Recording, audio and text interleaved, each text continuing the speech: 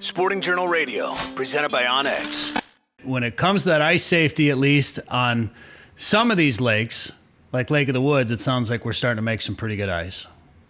Yeah, we sure are. Well, we've had cold temps and we've had, not a lot of snow. So consequently, that formula really is good for making good ice. And, whenever I talk about ice on Lake of the Woods, I always got to be careful because Lake of the Woods is so big that the ice conditions can vary from one part of the ice to the other part of the ice. So it's never across the board. But I'll tell you what, when it comes to ice fishing Lake of the Woods, we do have some of our ice roads now that are allowing half-ton vehicles out, wheelhouses. I mean, it's game on up at Lake of the Woods. Again, I always check with whichever ice road operator you're going out of to find out what their weight restrictions are. But I tell you, things are coming along nicely. Bombers are running in a certain part of the lakes, bombardiers. It's game on. I did see... I want to talk about the angle for just a second, Joe. I did see a post about being a little careful when you're up there in between the islands because of current up there. Yeah, well, that's every year, all year, in the winter. Because, Lake of the Woods, it's ultimately a river system. The Rainy River flows in from the south, and then that water flows, north on the lake, and then it starts flowing northeast. And that water goes through Kenora, which is the northeast part of the lake where the dam is. And then the water flows into the Winnipeg River, through Lake Winnipeg, and eventually up to Hudson Bay, where the polar bears are. But that water is flowing. So every year, when you get up to those island areas, there are certain neck down areas or shallow areas where that current can cause unsafe ice conditions.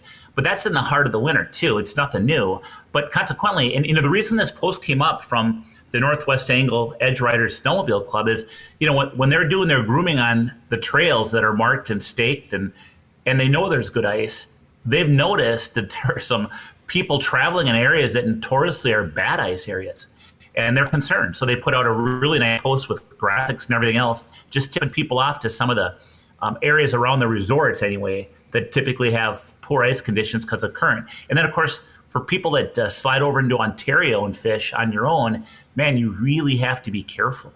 Things you got to be careful about. Current areas. There's some real deep areas that I was told they don't freeze over real good.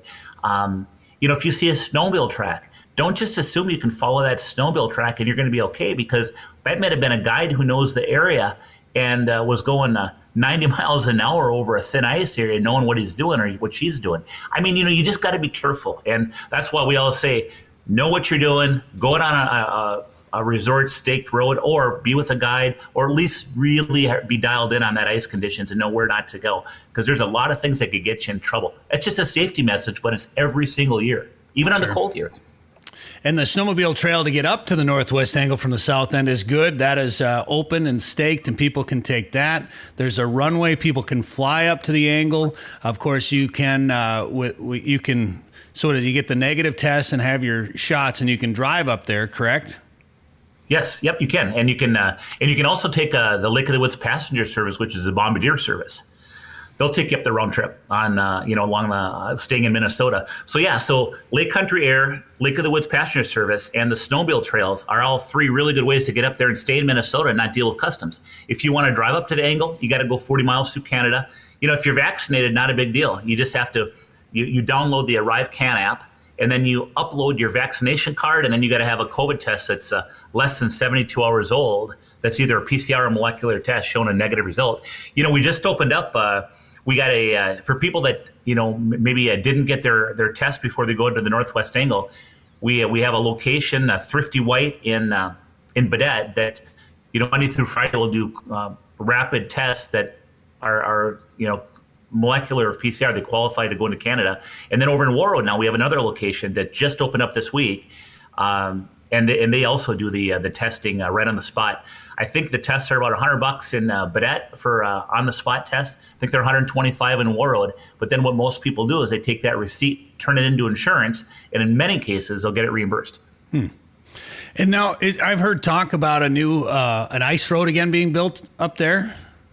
Well, so what it is one of the businesses, Points North Services up at the Northwest Angle, they were very instrumental, along with the resorts last year, in keeping that Northwest Angle Guest Ice Road open. They're taking a look at it this year, and they're taking a look at everything from what kind of need they think there is, what do ice conditions look like heading into January, how much extra work would it be, and they're just looking at everything, trying to decide if they should do it or not. They're kind of on the fence right now, just watching things. Okay. There is a chance that they plow. There's a chance they might not plow a road. Again, they're just kind of monitoring the situation, and time will tell. But either way, we have other ways to go up. And of course, if they would do that ice road, that would be another really good way to go up too. And we would certainly let everybody know if that would happen. Well, we've all seen the video of Greg Jones catching that big sturgeon through the ice. And that would be a lot of fun. How has fishing been up there lately, Joe? Well, it's been good. I just shot a show with Greg Jones, actually, a Midwest Outdoors TV show. And we were out of the south end of the lake. We were in about 26 feet of water, 27 feet of water, 26, 27 feet. And just like our fishing report has said, we rifled through a lot of fish. I mean, we caught a lot of fish. I mean, there was fish on our screen all the darn time. So what we do is we catch a lot of small fish and we just work through them, and then we'd get our keepers in between. Oh, hey, this is a nice one, and then of course we hooked a nice eel pout. And can you believe I'm saying nice eel pout? Do those two words go together? They do these days, for sure. We're saying that. How times have changed. And then we caught a big jumbo perch too, big, about a 13 and a quarter inch jumbo, big fat perch. So, you're getting mixed in. I got a tulby. But man, what a fun day of fishing. We caught all the fish we needed. We're putting keeper saugers back. We caught one slot walleye that was just a little over 20 inches, I think. But man, what a fun day of fishing. Just a lot of action. And that's kind of the way it's been overall. It's always fishing, but boy, people have been going through a lot of fish, and that's the fun of it. Are you catching are you jigging, or are you getting them on the dead stick? A little both? Both. A little of both, yep. So we were jigging. Greg put on a rip and wrap for a while. He was whacking them on that. I put on I think I had a red and pink glow macho minnow, a small macho minnow with a minnow head or a piece of minnow tail. Stop sign, pink charmers for jigging lines. The glow colors have been working really good. And then, of course, for the dead stick, we've been using, sometimes a plain hook with a live minnow 6 inches to a foot off. Sometimes I put on I was using a demon, which is just a glow in the dark, almost like a crappie lure. And that really holds that glow color, and that stained water of Lake of the Woods, that glow color can really be awesome. It can really get some more fish.